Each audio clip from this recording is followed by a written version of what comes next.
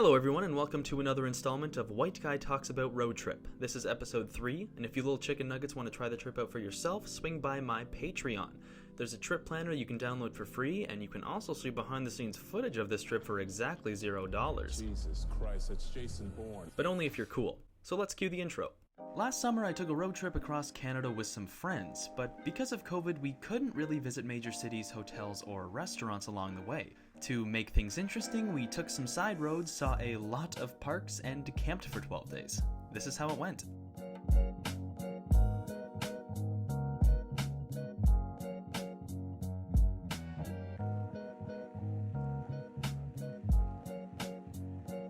In this video, we attempt to make it from Grasslands National Park to the Rockies in 3 days. If you want to see ghost towns, dinosaur fossils, mountains, and abandoned firewatches, well, you're in the right place. Our first stop of the day is in Grasslands National Park, more specifically here, in the West Block. One of the only places in Canada where you can see plains bison, also known as buffalo. They were hunted to near extinction in North America by the 1880s, but since then, reintroduction efforts in parks like this have been, pretty successful, I guess. 500,000 are back in the US and Canada today. And if being approached by a herd of 2,000-pound buffalo sounds a little scary, maybe you'd be more interested in finding prairie dogs, which are everywhere. They form colonies like this in the park, and something you definitely don't know is that they have the most descriptive language of any animal on Earth.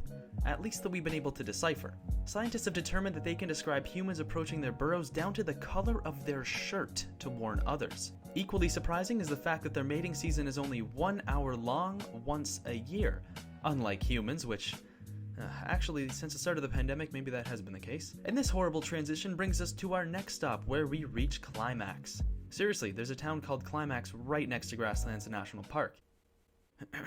Next up, we're driving to Robsart. What is Robsart, you might ask? Well, only one of the most famous ghost towns in Canada.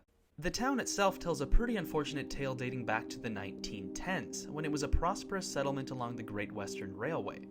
Once the Great Depression and famous Dust Bowl drought of the 1930s hit, all 350 residents started leaving, one by one. Grain farming came to a halt, the hospital closed, and all 50 businesses went under in the next few decades. Today, only 4 private dwellings are left, and a retro community hall stands on Quita Street, a last-ditch effort to revitalize a town that had its fate sealed long before. I also found a calf on Google Maps, so I thought that was pretty cool too. Anyways, the next stop is your campsite in Cypress Hills. It is Canada's first and only interprovincial park, meaning it spans across 2 provinces, and it has the only ski hill in the Prairies. Reason being, these hills are tall. The tallest point between the Rockies and Maritimes to be exact, at 1,500 meters in height. Another cool thing? You can camp next to cows here, so go say hello, climb a hilltop or 2, catch the sunset, and call it a day. Would you look at that, it's already tomorrow, and we're going to start off day 8 by swinging by Reeser Lake Lookout, one of the most beautiful sights to see in Cypress Hills. Then, once the cows move out of the way, we're driving all the way to Medicine Hat to see the tallest teepee in the world. At 20 stories in height, this landmark was originally built in Calgary for the 1988 Olympics, but it was later moved here in 1991. You can learn about local indigenous culture through art and written pieces, so yeah, very cool and very important. Next up, Dinosaur Provincial Park, home to one of the most impressive dinosaur fossil excavation sites in North America. We're talking 44 species of dinosaur fossils being discovered in one single location, and the campsite is right in the middle of it. Needless to say, the hikes here are pretty otherworldly. Badlands 4 kilometers, dinosaur fossils, and even an impressive riparian habitat surrounding the Red Deer River.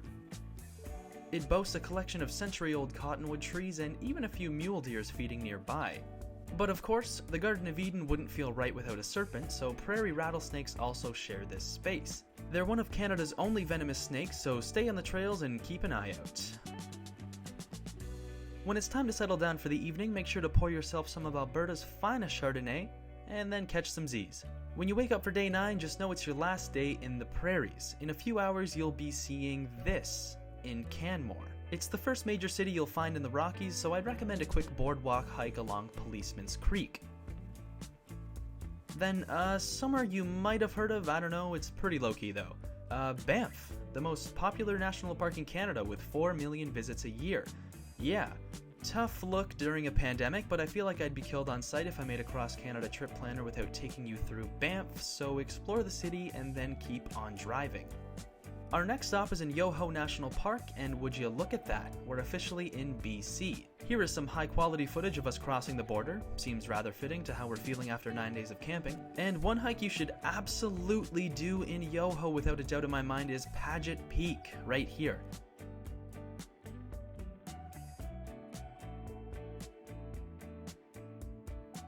It takes a few hours and it's a bit tough, but holy shit, it's 1,000 times nicer than climbing over people with selfie sticks at Lake Louise. At the top you can see, well, this, which already doesn't seem real, but just as an added bonus, there's an abandoned Firewatch to explore at the top.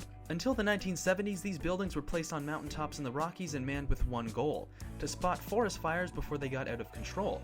Soon thereafter, satellite remote sensing replaced this methodology and these buildings were left to decay. This one specifically is called Paget Peak Lookout, and it was built in 1944, making it the oldest surviving fire lookout in the Rockies. Is it safe? I don't know, maybe. I'd say it's worth the risk though. And that's it. Next week I'll be posting a science video on summer solstice in the north, the month without true night. Sounds pretty cool, huh? It'll be fun, so toss me a subscription to keep on learning. See you next week.